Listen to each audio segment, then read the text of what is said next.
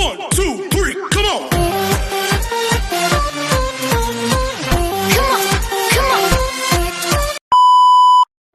Hello beautiful people! Welcome back to my channel. This is your Mama Sam. Hola mga amigo, amiga, kumare at kumpare. Kamusta kayong lahat? Sana lahat po kayo ay okay at safe ngayong araw na ito. At syempre, kung ako naman ang tatanungin nyo, nakikita naman ninyo ang beauty ng Mama Sam ninyo, fresh overload pa rin, di ba? Ganyan talaga kapag umiinom ka ng maraming vitamin C+, kumakain ka ng maraming banana. Dahil sa banana, mas nakakaloka ang ganda ng Mama Sam ninyo. Charot! So, kamusta naman kayong lahat? Sana lahat kayo ay okay na okay ngayong araw ng Friday. So, happy Friday sa atin lahat ng bonggang-bongga. At hindi lang yan, syempre excited na tayo dahil bukas na nga magaganap ang Miss Universe Philippines. Yes! Finally! Eto na, papunta na tayo sa exciting moment. At bukas na rin natin malalaman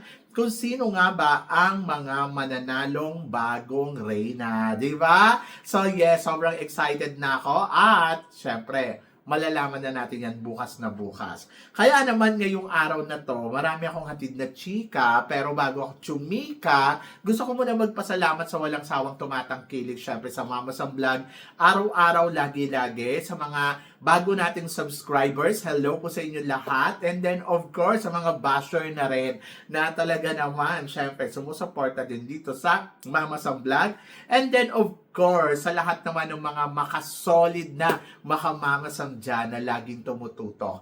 Maraming salamat po sa inyong lahat. Kaya naman ngayong araw na to, marami akong hatid na chika sa inyo na talaga naman, oh my gosh, magtataas ang kilay ninyo ng bonggang-bongga sa mga pag-uusapan natin ngayon. Kaya guys, huwag na nating patagalin ang ating mga chika. Para sa una nating chika, eto nga, pumutok nga sa kahapon sa ang mga balita na talaga namang ikinagulat ng lahat. Ito ay, sabing ganun, Stephanie Gutierrez withdraw from Miss Grand All-Stars. Wala pang kumpirmado talaga ang balitang to, pero ayun nga ang kumakalat ngayon sa social media na si Stephanie Gutierrez, ang dating Miss Universe 2018 second runner-up, ay hindi na daw matutuloy mag-compete dito sa Miss Grand All-Stars na magaganap nga next month.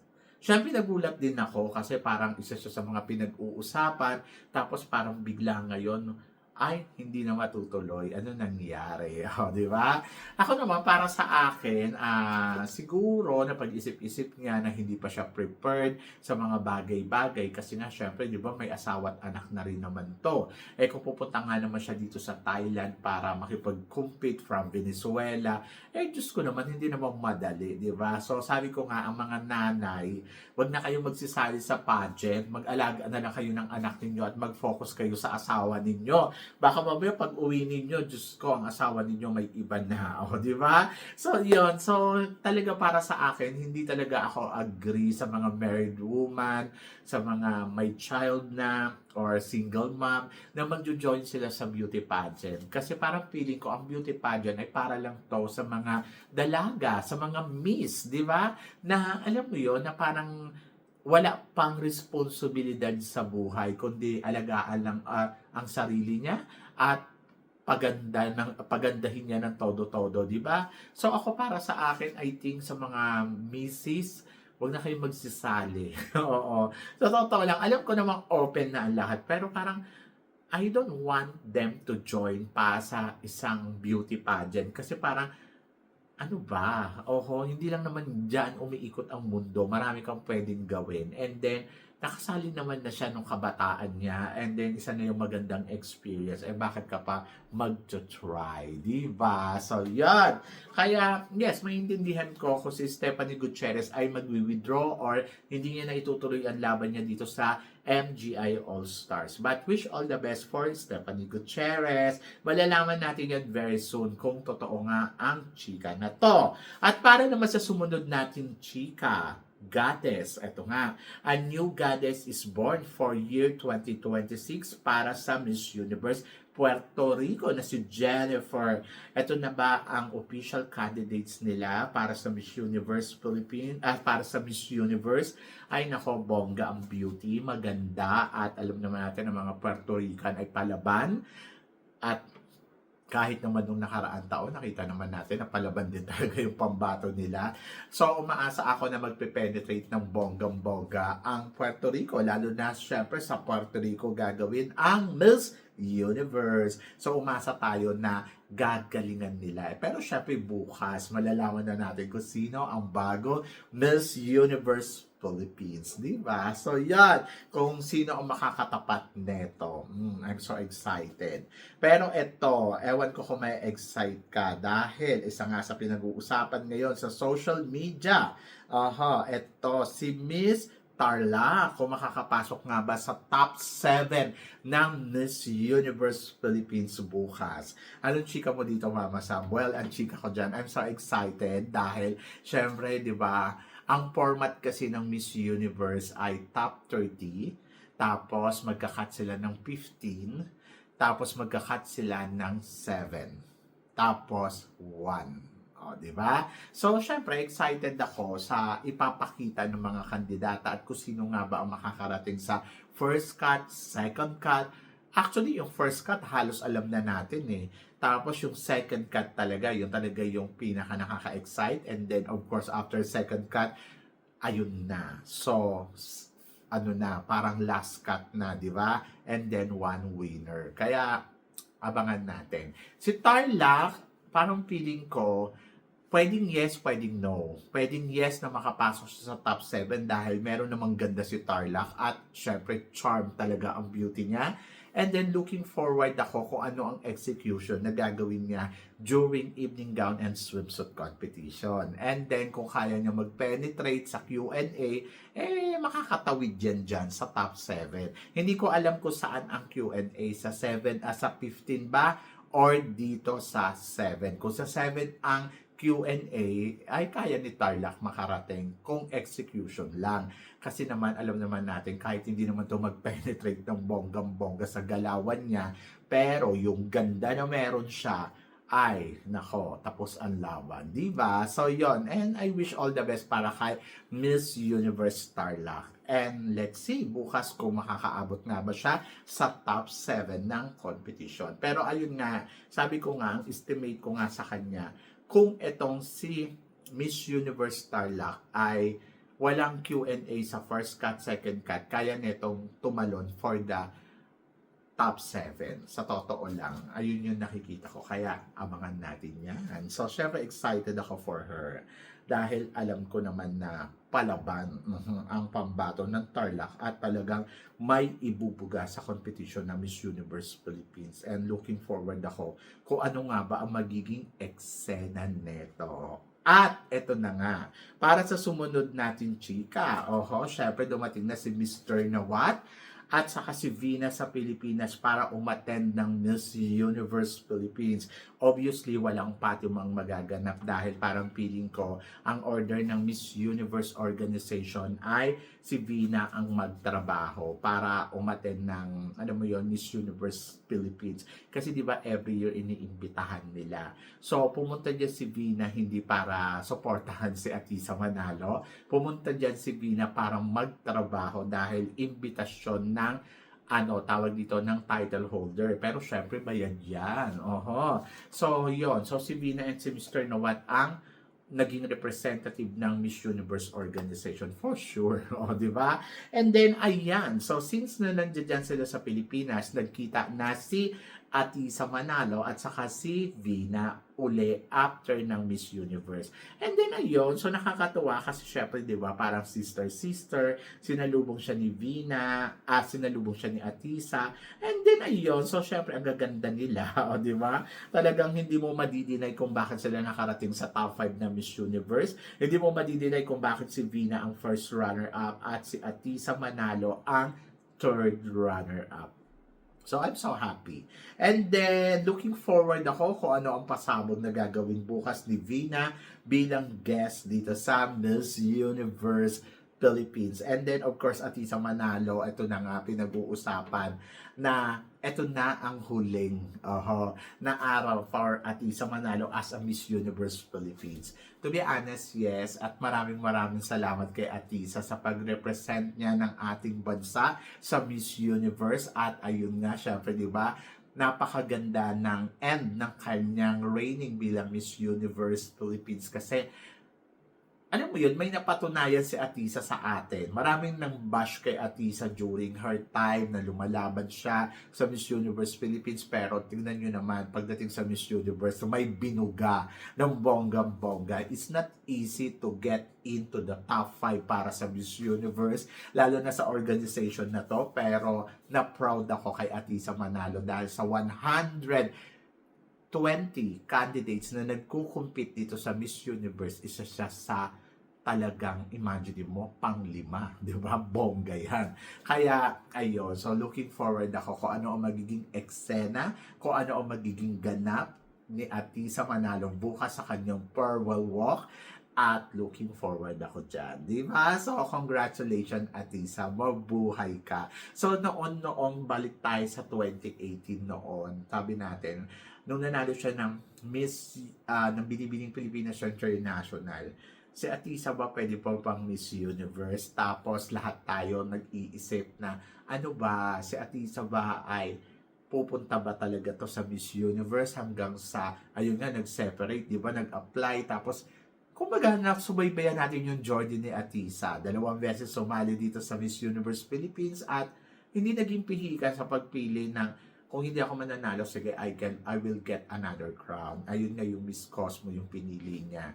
Pero hindi naging maganda yung kapalaran niya sa Miss Cosmo. Pero natutuwa naman ako for Atisa talaga kasi laban, di ba? So bukas malalaman natin kung sino nga ba ang susunod for Atisa Manalo. So yan ang exciting, di ba? So good luck sa mga kandidata and let's see. And thank you so much, Atisa, sa magandang experience mo bilang kontesera, di ba? Sa magandang kwento na binigay mo sa amin at nasubaybayan namin ng bonggang-bongga.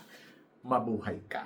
At para naman sa sumunod na chika, Antonia Porcel and Vina, the 2 almost tie women to get Miss Universe crown. Ayun na parehas first runner-up, di ba? So, yun sa Miss Universe.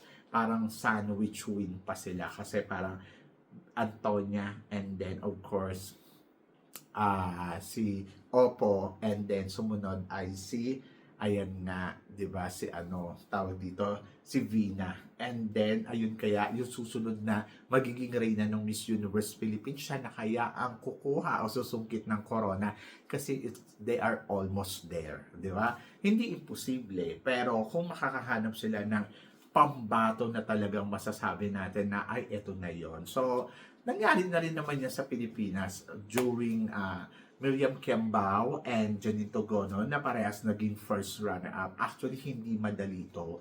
Pero naging madali sa Thailand ang sunod-sunod na pagkakapasok nila at laging nagpa-first runner-up. Pero hindi masungkit yung corona, di ba? So, yon. But parang feeling ko papunta na sila doon. At tayo naman, I hope na sana makakuha tayo ng kandidata na alam mo yun, mananatili sa top 5. Kaya ako talaga ay nako dito sa Miss Universe Philippines. Maraming kandidatang magagaling, maraming kandidatang palaban, pero nandoon talaga ako sa part na pumili kayo ng tama, di ba? Hindi yung pili-pilian lang kayo kung sino yung gusto ninyo dahil feeling ninyo, ito ang magpe-penetrate. Guys, at tagal na natin nanonood ng Miss Universe, alam na natin kung sino ang dapat ipadala dyan. Diba? So, yun. So, good luck.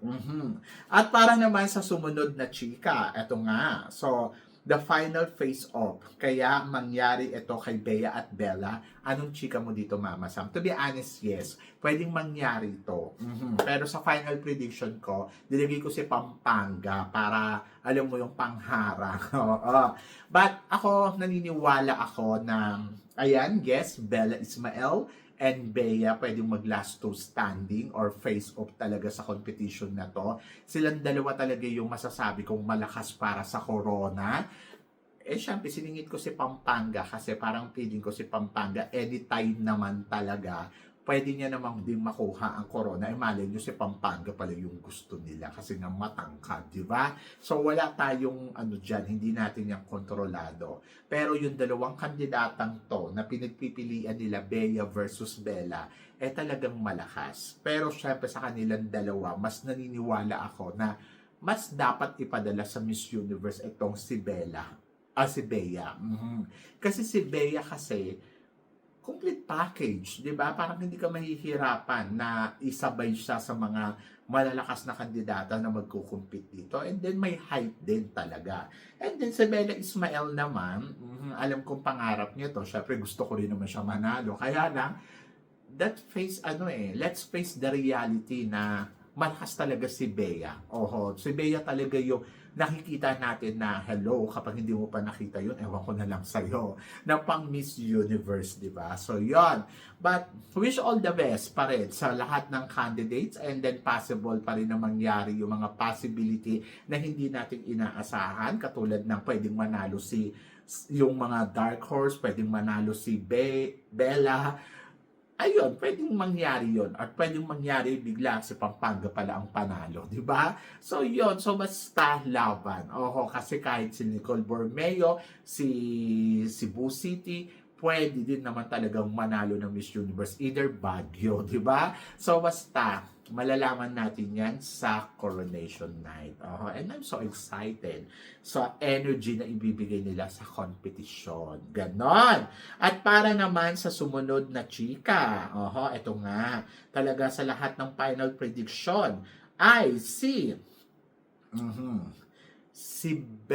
Bea Milan Windorski ang nangunguna na mananalong Miss Universe Philippines. Anong chika mo dito, Mama Sam? Well, ang chika ko dyan ay mabuhay, di ba? So, yon. So, ako para sa akin, why not coconut? Nakita naman natin halos lahat ng final prediction na inilabas ng iba't ibang klaseng vlogger, pages. Talagang masasabi ko, ang lakas. Pero syempre nangyari noong 2024, ganun din at isa manalo ang final prediction pero ang ending iba ang nanalo, di ba? So pwede din mangyari yon. So tingnan natin, but sa tingin ko naman ay yung kung ano yung final prediction ayun ang magaganap bukas. Parang feeling ko, iba kasi yung caliber noon, iba yung caliber ngayon. Syempre 2024 yon, ngayon ay 2026. Pero noon last year, 2022, sabi ko mananalo ay si Michelle D. At nanalo nga si Michelle D. 2023, di ba? 2024, actually, ang gusto kong manalo ay si Atisa Manalo, pero nandoon na sinabi ko rin naman na possible din talagang manalo si Chelsea si Chelsea Manalo. Kaya parang feeling ko, hindi pa rin ako mali kasi nakita ko naman yung potential din talaga ni Chelsea Manalo. And then 2025, at sabi ko mananalo ay si Atisa Manalo at nanalo nga si Atisa Manalo. At this year, syempre, sinasabi ko rin sa inyo, ang mananalo bukas ay si Bea Milan Windorski. So, tingnan natin kung si Bea Milan Windorski nga ang mag-uuwi ng corona ng Miss Universe Philippines. Actually, hindi naman ako kinakabahan. Hindi ako yung sasabihin mo na ano ba makukuha niya ba to. Kumpiyansa ako sa kanya. Yung kumpiyansa ko, siguro naman napapanood nyo naman yung daily vlogs ko from day 1 until tonight. Yung kumpiyansa ko, siya ang mananalong Miss Universe Philippines bukas. Walang duda. Ganun ako kaano sa kanya. Ganun ako ka-confident from the start. Siguro naman.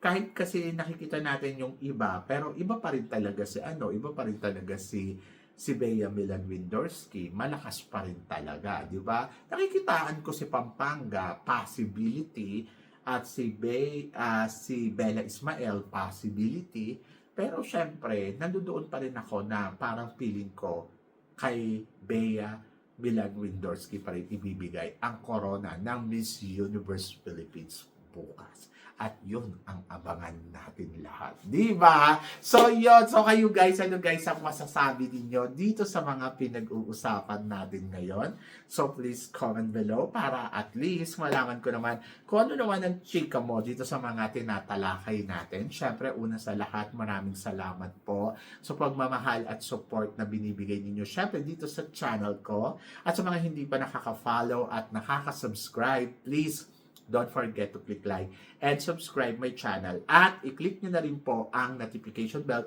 to more updated, syempre, sa aking mga chika. Sabi na ganon, always keep smiling and laban lang. So guys, hanggang dito na lang. Hanggang sa muli nating chikahan. See you tomorrow. Thank you guys!